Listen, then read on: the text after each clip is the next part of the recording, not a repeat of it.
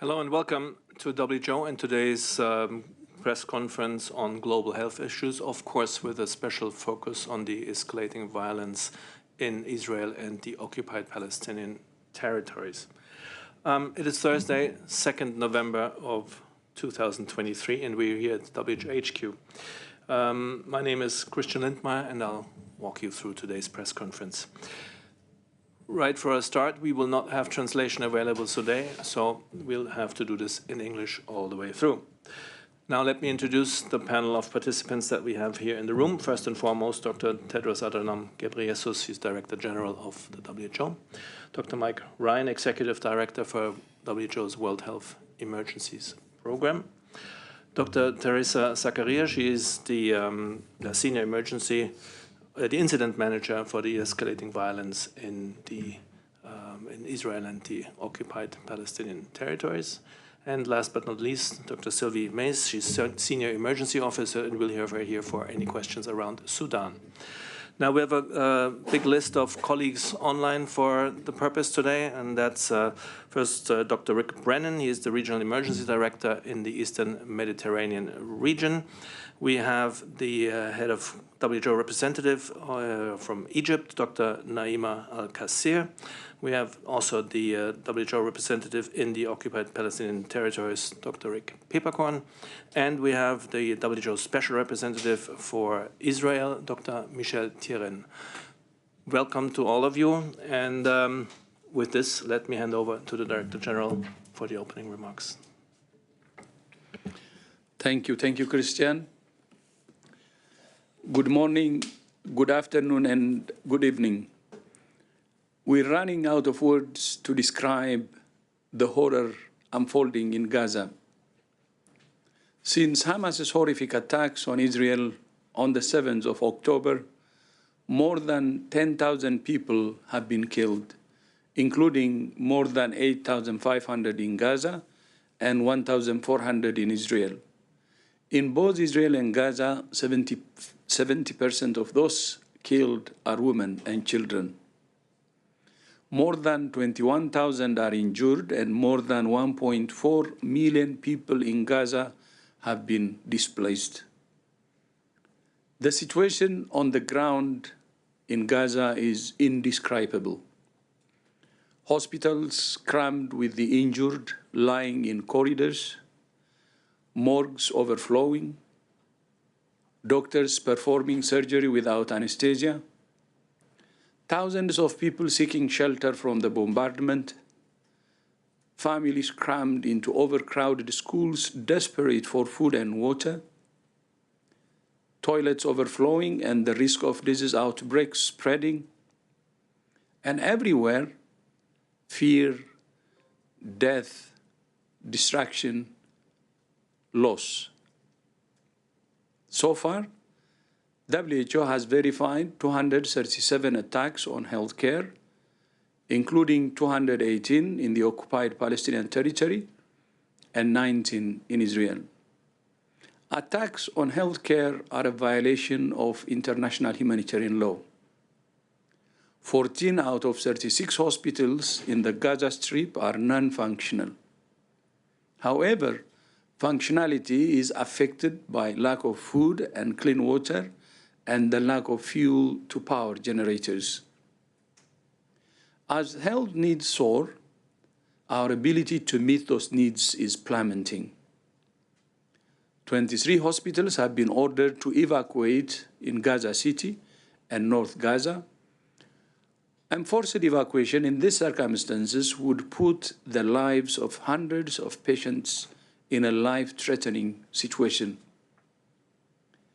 Moving a baby on life support would be hazardous in a high-income country. Doing so in Gaza would gravely endanger a child whose life has only just begun and who knows nothing of this conflict, nor is responsible for it. Demanding these patients move puts them and the health workers in an impossible situation. And in most cases, they have nowhere to go. I send my appreciation to health workers in both Gaza and Israel who are dealing with the consequences of this conflict. The best way to support those health workers and the people they serve is to strengthen the existing health system by resupplying the hospitals and ensuring their security. In the past 2 weeks, WHO has been able to deliver 54 metric tons of humanitarian supplies to Gaza. But this does not even begin to address the scale of need. Far more is needed than can be delivered with a drip feed of aid. Before the 7th of October, an average of 500 trucks a day were crossing into Gaza with essential supplies. Since the 7th of October, only 217 trucks have entered in total. To sustain the humanitarian response on the scale needed, we need hundreds of trucks to enter Gaza every day. We thank Egypt for opening the Rafah border crossing to allow the evacuation of severely injured patients and foreign nationals. It's too late to help the dead now, but we can help the living. We can help those who live every moment in fear. We can help injured civilians. We can help the almost 200 women who are expected to deliver babies every day. We can help children and older people. We can help those with life-threatening diseases who need urgent medical care. WHO will do everything we can to ensure that all people in Gaza have access to life-saving health and humanitarian services. In the current situation, this is almost impossible. At the very least, we need a humanitarian pause in the fighting, and ideally, a ceasefire. We need unfettered access and safe passage agreed by both parties to ensure the security of access routes. Let me be clear. There can be no justification for Hamas's horrific attacks on Israel. I understand the grief, the anger, and the fear of the Israeli people. I also understand the grief, the anger, and the fear of the Palestinian people. WHO continues to call on Hamas to release the hostages it took, many of whom need urgent medical attention. We continue to call on Israel to restore supplies of electricity, water, and fuel. We continue to call on both sides to abide by their obligations under international humanitarian law. And we call on who can de-escalate this conflict rather than inflame it. With the world's attention is focused on Gaza and Israel, we're continuing to remind the world that we cannot forget Sudan. Since the conflict erupted in April, almost 6 million people have been displaced, including 4.6 million within Sudan.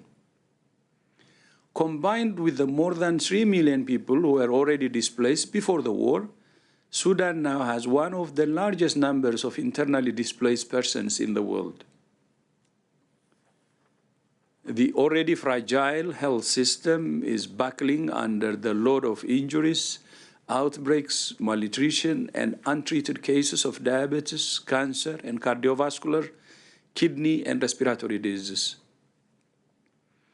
In addition to measles, rubella, malaria, and dengue, Outbreaks of cholera have been declared in 3 states. WHO is preparing to support cholera vaccination campaigns. More than 70% of health facilities in conflict hotspots are non-functional in conflict hotspots and in areas not directly affected by the conflict. Health facilities are overwhelmed with patients. Critical services have been discontinued in many areas, including for maternal and child care, severe acute malnutrition, and treatment of non-communicable diseases. Meanwhile, the health system itself continues to be attacked. So far, WHO has verified 60 attacks on healthcare since the start of the conflict, including the occupation of a pediatric center in Niala in South Darfur last week. We're pleased that the hospital staff have been released unharmed, but the pediatric center was looted and has had to suspend its operations. I thank all health workers in Sudan, most of whom have not been paid in 6 months, but continue to serve in the most difficult context. While talks between the parties to the conflict have resumed in Saudi Arabia, there is no sign of improvement on the ground. We call on the parties to implement the commitments they made in May this year. The late Kofi Annan said that suffering anywhere concerns people everywhere. The suffering of civilians in the occupied Palestinian territory, Israel and Sudan, and in so many other crises must concern all of us. WHO is doing everything it can to alleviate suffering in all of these places. But in each case, the ultimate solution is one thing we can't provide: peace. Christian, back to you. Thank you very much, Dr. Tedros. And with this, we're opening the line for questions and answers now. Let me remind you, in order to get into the queue for questions, please raise your hand with the raise your hand icon. And we'll start with Jennifer Rigby from Reuters. Jen, please go ahead and unmute. Hello, thank you for taking my question. The question is about Gaza. It's slightly two-part. The first is, do you have any estimate for how many people have died in Gaza outside the bombings from the casualties from bombing? And is there any kind of count of that from the authorities or from WHO? And also, who's the most vulnerable? And then the other question is WHO working with Israel to set up a field hospital in Gaza? Thank you very much, Jen. And I guess we go to Dr. Rick Peppercorn, the WHO representative in the OPT. Rick.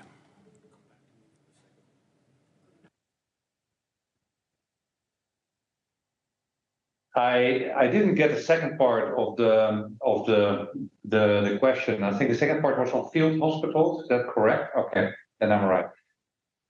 Let me first go to the total number, and I think Dr. Tedros referred already to the staggering number, and unfortunately, we got reports. I mean, the reports unfortunately has been increased. We talk now about 8,805 deaths, of which more than half are women and children, and the injuries over 22,250, including and also for the injuries over half women and children. And displacement was already mentioned of 1.4 million of the 2.1 million Gazans. You asked about field hospitals, and maybe we are definitely, we are currently not working on field hospitals, but maybe if I'm allowed, I could say something about the WHO plans and the WHO operational response plan for the next 3 months. So we are finalizing an operational response plan with an estimated budget of 50 million for the next 3 months. And the focus is first and foremost on supporting existing health facilities. So strengthen and maintain services and reinstitute a trauma pathway. We should realize the health system in Gaza is incredibly resilient, on a breaking point, but resilient. Within this plan, we will focus, of course, on health service delivery, the management of casualties, the re-establishing of a trauma pathway from the point of injury, and also maintaining the continuity of essential health services and the re-establish of referral pathway, primary, secondary, and tertiary levels. We focus on public health intelligence, early warning, disease prevention and control, supplies and logistics, and coordination. This is the core of the WHO operational plan.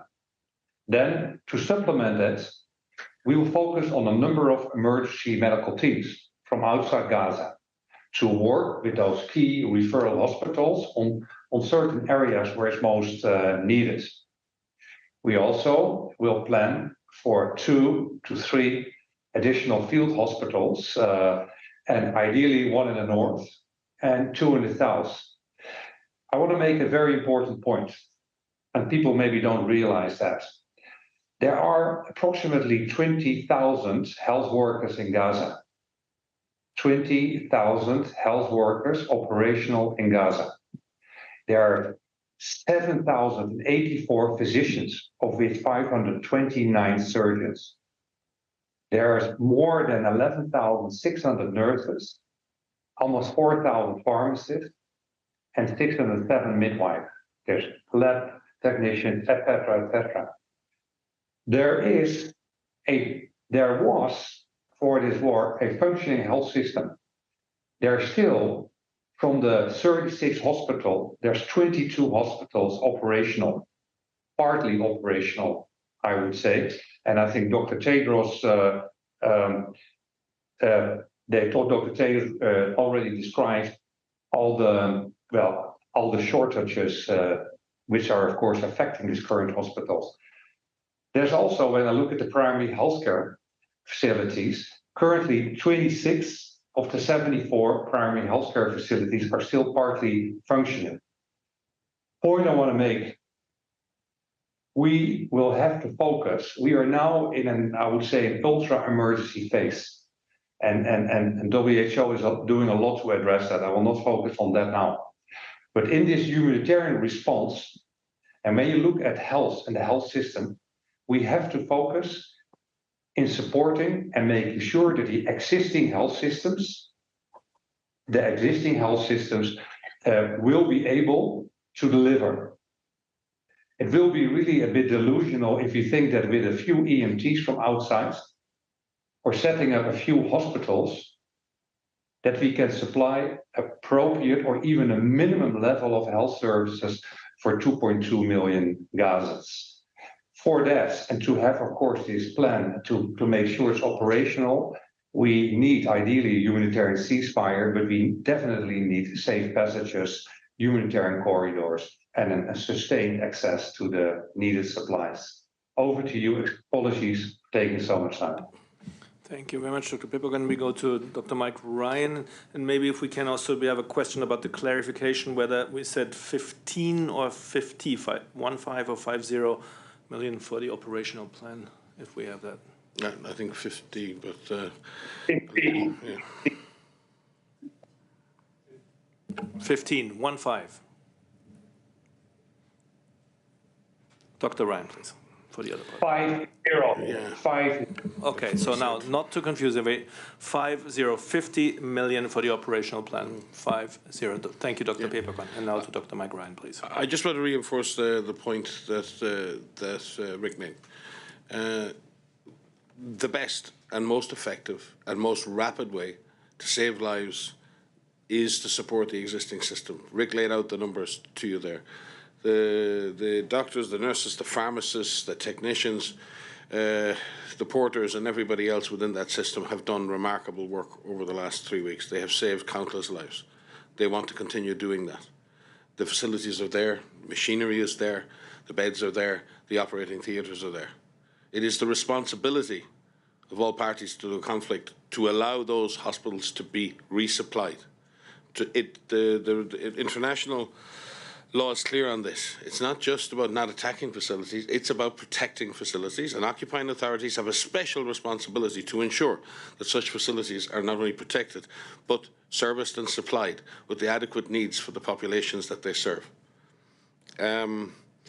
The issue of EMTs coming in field hospitals, the best and most effective way to introduce an EMT or a field hospital is to bring it in an association with an existing facility where it adds to the number of beds, it adds specialist capability, it allows exhausted surgeons and others to rest while others take on the role. Putting field hospitals far away from population centres, unsupported by the local infrastructure, is not the best way. It takes a long time. And secondly, right now, we have no deconfliction effectively operating. There is no humanitarian access, and anyone out there that says we've got humanitarian access, it is not true. Our supplies are being delivered in a way that I haven't seen in the past. It has been almost impossible to set up appropriate notification, acknowledgement and deconfliction measures in this particular conflict. So getting trucks over the border is one thing. Getting them to the places in which they are needed is another. And that has not been facilitated, that has not been supported. In fact, if anything, quite the opposite. So there is a huge gap between the rhetoric of some and the actual reality for our health workers on the ground and our staff on the ground. That needs to change. Because, quite frankly, I'm sick of hearing all of these reassurances that don't actually exist on the ground for the people we work with. Our staff are operating under duress at the risk of their lives to help ordinary civilians working in and bringing supplies to hospitals. How are we going to bring in field hospitals with further international workers when we can't even guarantee the basic safety of the staff we have on the ground now? This is unconscionable. This is unthinkable. And I've operated in many, many, many different crises in my time, many different situations. And we have never found it as difficult, to establish the basic rules of engagement that would allow us to act in a proper humanitarian fashion with minimum guarantees of safety to our staff and to our partners. So the rules of this have got to change. If the international community want WHO and others to bring international staff at international field hospitals into Gaza, they must be able to guarantee their safety, and the occupying power must do likewise. There is no other way to do this. But as Rick said, the best way to do this is to support the existing system. But we will not be instrumentalized in this. We will not become a party to this. We are doctors, we are nurses, we are pharmacists, we are lab technicians, we are porters, we are drivers. Our job is to save lives. That is our only job. Thank you so much. With this, to the next question, it goes to Ashley Furlong from Politico. Ashley, please unmute.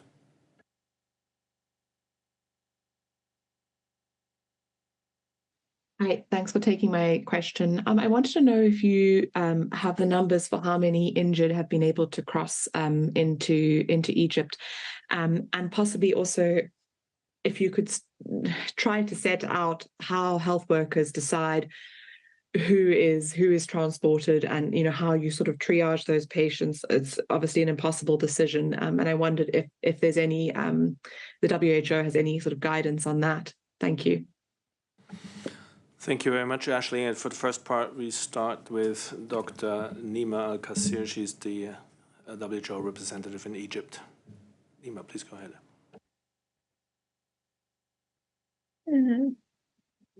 Good afternoon, good evening, and good morning. I would like to thank for this opportunity to answer your question directly. There has been a discussion on the most needed for in terms of trauma and medical evacuation for people who need surgery, the burns, the orthopedic, and at the same time, people who are critical in terms of cardiac problems or thoracic injuries. This is one. Regarding the safe access, I would like to echo what Dr. Ryan said, and also Director General. The movement of the patients has not been easy yesterday. We have the total number 46 that arrived. The hospitals, they were distributed between two main hospitals in North Sinai. And at the same time, we know that they have been accompanied by 36 family members. Some of them have been only by one or a couple of two. the decision on who should be coming in, and at the same time has been a consensus between several parties, as we understand, especially between the Ministry of Health in Palestinian territory and Ministry of Health in Egypt. This is the latest that we have. One of the critical aspects that there has been so many, more like 365 international, some people call dual, some of them are international, that yesterday have arrived and they have been safely checked at the border and passed. 35 children who were given their immunization at the border, polio, because of the fear. This is just quickly to answer this question. However, the concern is the movement has not been as easy, and already Dr. Mike Ryan said, is not as easy as we think. You just open the door and the movement has happened. It started from 11 o'clock in the morning until 10 o'clock at night, and it was trickling. And at the same time, very slow, as I understand. Now that I'm talking with you, I have one of the WHO colleagues from country office at the border since 11 o'clock in the morning. And he said only 3 UN Italian passed, and it was they were taken by their embassies and left. No patient yet. Ministry was expecting patients since morning to come through. And this shows the complexity allowing safe passage, humanitarian access, more importantly, ceasefire. There is a fear of movement by the patients, by their families. Very well put by Dr. Tedros and by Dr. Mike Ryan. If the children and critical care patients are on machineries to keep them alive, with this movement, they are being put at risk. Thanks so much, Dr. Kassir, and to Dr.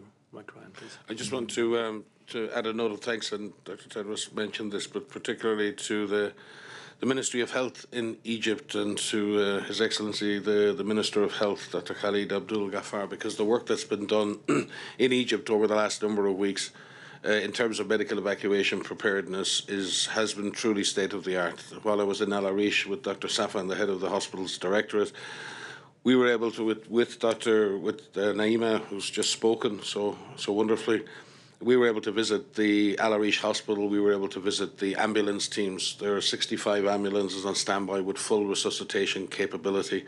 There are 13 emergency physicians assigned to those ambulances for the most difficult cases. Al Arish Hospital has full resuscitation capability, 30 ICU beds, 6 pediatric intensive care beds, and also has Egypt has brought a number of specialist surgical teams in to work in that hospital, including burns, thoracic surgery, reconstructive surgery, plastic surgery, etc. There is a very intricate and well-worked secondary layer of hospitals that have been identified to take patients on further referral, and the Ministry of Health have also built a stabilisation and triage unit at the Rafah border. All the preparations are there on site.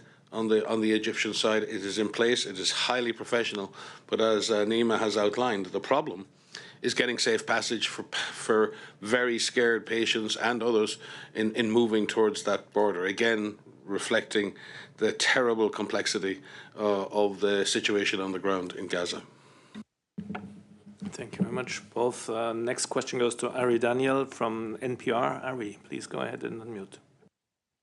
Yes, thank you so much. I guess my question is around a report that the Foundation for Defense of Democracies put out, and they said that there's concern that Al-Shifa Hospital, which is the largest in Gaza, is, according to credible reports, a Hamas base of military operations. And I was just wondering on the WHO's perspective around potentially disentangling the critical need for care in these hospitals and the potential complications of them being used as a base for military operations. And secondly, if there's time, I'm wondering about is there what sort of support's being offered for the mental health side of things in Gaza? Thank you. Thank you very much, Ari. Very different questions, and we'll start with Dr. Ryan on the Al-Shifa first. Yes, the reality on the ground at Al-Shifa and other hospitals is that we have thousands of health workers, thousands of patients probably hundreds of thousands of civilians sheltering at these multiple facilities, particularly all over, but in the north now, where they're effectively cut off from any assistance. The rules are clear on this. Healthcare must be protected. We have no information. I know what's going on above the ground. We know what's going on above the ground. We deal with the doctors, the nurses, and the administrators at that hospital, and all of those hospitals. And they're crammed full of patients, ongoing operations, intensive care, and much, much else. And in that context, we have no information on what may be happening elsewhere or underneath these facilities. That's not information we would have. It's not information we could verify. The misuse of facilities, and Dr. Tedros just outlined an example from Sudan, where the misuse of facilities for military purposes is equally outlawed under international law. The difficulty here is separating the needs of 50,000 people, for example, at Al Shifa Hospital, civilians, doctors, patients, and others. We have no independent verification whatsoever of any of the information that you refer to. And in this situation where such an eventuality occurs, again, it is the responsibility of the occupying power to not only agree with the local health authorities on an evacuation, but then if that does happen, that has to be fully facilitated, fully supported logistically, and those patients, those doctors need to have a place of safety to go where the patients can receive an adequate and similar amount of care. None of those criteria are met. Those patients cannot be moved. Those doctors and nurses will not leave their patients. And all we know is that that is the situation above the ground in those facilities, and particularly at Al Shifa. We have no knowledge of anything else to which you speak, and no evidence, likewise, that assertion is true. There's lots of misinformation and disinformation in war. We're all subject to it. We're all victims of it. All we know is that we are supporting the thousands and thousands of patients, civilians, and health workers who continue to try and deliver life-saving health care in hospital facilities all over Gaza. Thank you, Mr. Ryan. And for the question about the mental health facilities or options, we'll try and go with Dr. Rick Peppercorn from the Jerusalem office for OPT. Yeah, thank you very much. I want to stress, first of all, mental health, psychosocial support is possibly, and specifically in the occupied Palestinian territory, is one of the biggest needs, and specifically when you look at Gaza, but also apply for the West Bank, East Jerusalem, etc. The many escalations, crises, wars they've gone through. The needs is always been tremendous, and currently the mental, there is what I know, there's actually one specific hospital for mental health patients, which is still partly functional, but that's just a very small part of that. WHO, in the past, we always have been supporting the whole area of mental health and psychosocial support, and as to strengthen mental health and psychosocial support in primary healthcare and creating referral pathways, etc., at all levels. And we continue to do that. Actually, we were just starting with a new grant when this all happened. So we would focus on this this again. At the moment, we talk, of course, about the mental health, psychosocial needs for many in Israel, and an enormous amount, I think, everyone in Gaza. Everyone in Gaza. Just yesterday, I just want to read, we had an all-staff meeting with my teams in Gaza, and a lot of people were actually online. It was, of course, a very, as you can imagine, a very trying and emotional meeting. Some of my staff is incredible. I think they're all incredible, but some of them are still fully operational, risking their lives to make sure that essential supplies and medical supplies go to the hospitals and health facilities, to PRCS, to UNRWA facilities where it's most needed. WHO delivered already three times, both to facilities in the north, facilities in the south, with my staff, risking their lives to do that. But I can tell you that, and this is about UN staff, and people will argue, oh, they're even a bit more privileged than the other Gazans. There were many of my staff, they were completely desperate, utterly desperate, and utterly depressed, and no vision about life anymore. Well, this is a group of what a lot of people would call privileged staff. So think about the rest of the Gazans, and the Gazans, I mean, like being under blockade for the last 15 years, going through multiple escalations and wars, etc. So yeah, there's an enormous need, and this is just the population. I'm on direct contact with the health workers, with surgeons at various hospitals.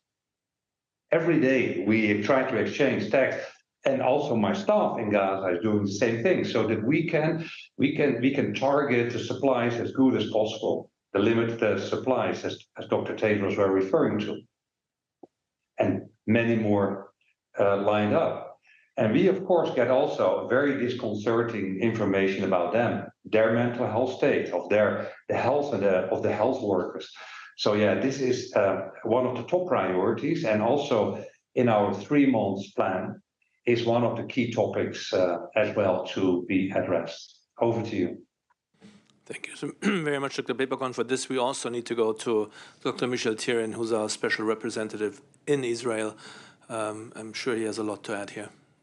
Over to you. Thank you, Christian. On this side, it's a whole shadow of trauma that is spreading across the countries, the survivors, the family of hostages, the witnesses of atrocities, the displaced population, the hosting communities of those displaced people and survivors.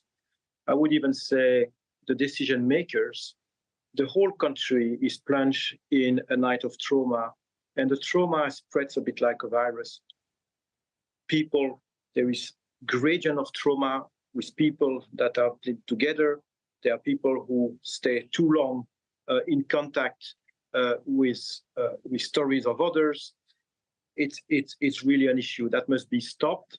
The Ministry of Health has insisted on the urgency to restore a nationwide mental health resilience. And we have been discussing this the whole day yesterday with health authorities in the presence of Dr. Hans Kluge, who came here also to pay sympathy to those people who are traumatized. I think there is an urgent mental health collapse here in Israel, and it will be urgently addressed, and we are working on that on this side. Thank you very much, Dr. Thyrion, and thanks to all of you. A very grim picture you're painting there. Next question goes to Gabriela Sotomayor from Progreso. Gabriela, please go ahead and unmute. Yes, thank you very much, Christian. I know that Gaza is a very important issue, but I have a question on Acapulco, Mexico. So on Wednesday, October 25th, a Category 5 hurricane left the port of Acapulco devastated. Nearly 1 million people live there, with 80% of all homes severely damaged. Severe damage is also present in the hospitals.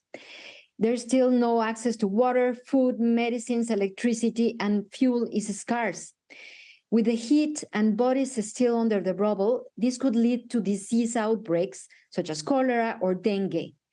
The number of deaths are at this moment 46, but a lot of people are looking for their loved ones. So my question is whether the government of Mexico has requested your assistance or your expertise in managing these disasters, or do you have any assessment of the state of the hospitals in Acapulco? Thank you so much. Thank you for taking my question. Thank you very much, Gabriela. You're right. This is easy to forget in the current crisis. I'm not sure we have anyone here today who could talk about this. Maybe Dr. Ryan can No, try. we will come back to you on this. Dr.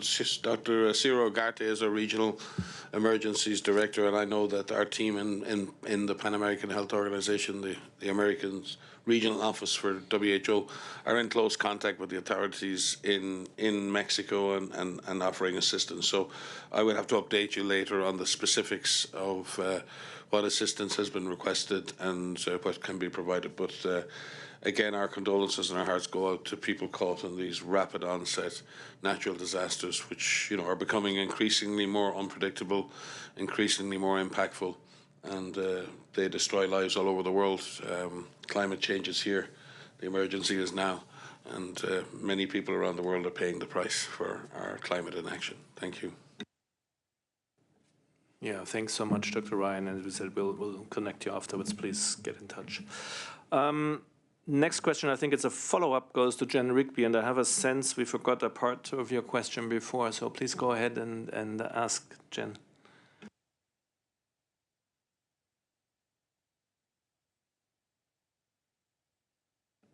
Not sure you're hearing us. In case not, but then let me ask what I think we forgot. I think we forgot the percentage of other diseases, non-conflict related injuries and diseases in Gaza, if we have figures about that. Not sure we have. Perfect. Dr. Teresa Zakaria, the incident manager, please. Thank you very much for this question. So I'll have to be honest, I don't have precise numbers for this. And I think this is where it's really important to understand that we need to go beyond these figures. They're an indication as to how bad the situation is on the ground. And people may be dying because of complicated heart disease, but why does that person die in the end? It's because the person cannot access hospitals. Why? Because perhaps their neighborhoods was bombed, the road leading to the hospital was bombed. And so as such, it is unfair and it is not logic at this point to actually attribute the cause of death, whether it's been directly linked to bombardment or not. What we know for sure is that the population in Gaza are extremely suffering. And we see that just with the caseload, the occupancy of all hospitals inside the entire strip. And that is extremely important, and that is a clear sign for us too that we need to do something about it. And yes, thousands of patients are already in hospitals. Beyond available beds, hospitals are putting in place make-up beds and treatment options as well for people, but they are really at the verge of collapsing, and that is extremely important to address. We just cannot allow the situation to go on for even another minute. Thank you. Thanks so much, Teresa. And I think Dr. Rick Peppercorn also has his hand up. Yeah. Well, first of all, let me provide some facts. We know, for example, there's 1,000 patients in need for kidney dialysis. We know there's 130 premature babies in incubators. We know on average, there's another every year 2,000 cancer patients, which of course are all at risk. We also know that pre-conflict, that on average 100 patients per day, they would actually be referred out of Gaza to East Jerusalem or the West Bank for their specialized healthcare. 100 patients per day. 1 in 4 is a child. Most of them are oncology related. That's the biggest group. But of course, there's also specialization. So yes, of course, this war, this conflict has an enormous impact. There's another 350,000 estimated people who have non-communicable diseases, think diabetes, cardiovascular diseases, of course, cancer, oncology, etc., which are in need to get their insulin, etc., etc. So yeah, we definitely have some facts for that. And what we currently see, because I think there was also a question related to infections, etc. Well, in the shelters, we try to together with in all the shelter, UNRWA shelters and the makeshift shelters, we try to with UNRWA to get a good assessment. We've seen a lot more acute respiratory infections among children. We see, of course, much more diarrhea, and we see skin diseases, etc. the water sanitation in a number of these shelters is really problematic. So we really have to be able to better monitor for outbreaks and be ready for response. Over to you. Thank you very much, also, Dr. Peperkorn again. We're coming to the hour, but I would like to give a last round of opportunity for our guests online here. Maybe we'll start with Dr. Rick Brennan, Regional Emergency Director in the Middle Eastern region, in the Eastern Mediterranean region. Dr. Brennan, over to you. Yeah, thanks. Thanks very much, Christian. Look, I think that the Director General said it best. The needs in Gaza right now are skyrocketing, while our ability to address those needs are plummeting. You've heard all the statistics from our colleagues. I think we've tried to convey what that's like for an individual mother or child or father on the ground, particularly those crammed in these overcrowded settings now. Over 700,000 people in schools, and overcrowding, difficult to get access to food, water. We hear these dramatic descriptions now of toilets overflowing and the risk of disease spreading. And then that coupled with the constant bombardment, it's just a really toxic mix. So what you've heard from my colleagues is exactly what we need. We need guaranteed access, secure access, protected access to those in need. We need to strengthen the existing health systems. The field hospitals, which we are consistently asked about, they will only address a small proportion of the need. We need the access. We need it guaranteed. We need a major scaling up of the humanitarian assistance and the cross-border operation. And most of all, we need the ceasefire that the Director General has called for. So thanks very much. Thank you so much, Dr. Brennan. With this, we're coming to the end of it, and thank you all for your participation. Again, we will be sending the audio file and Dr. Tedros' remarks right after the press conference, and the full transcript will then be available later today or tomorrow morning. For any further questions or follow-ups, please write to mediainquiries@wjo.int. And now we'll go for Dr. Tedros for the closing remarks. Thank you, Christian, and thank you to the members of the press for joining us today. And see you next time.